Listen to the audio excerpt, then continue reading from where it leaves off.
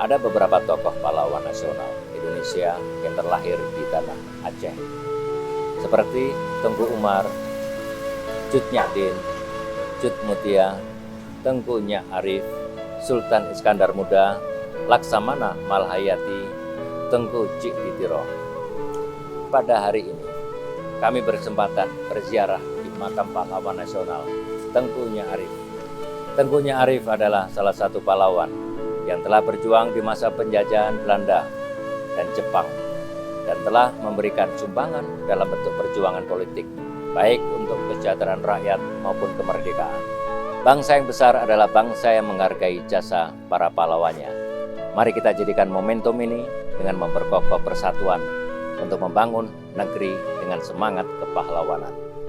Saya Irjen Pol Dr. Andes Ahmad Haidar, SHMM, selaku Kapolda Aceh, mengucapkan Selamat Hari Pahlawan 10 November tahun 2022. Pahlawanku, teladanku,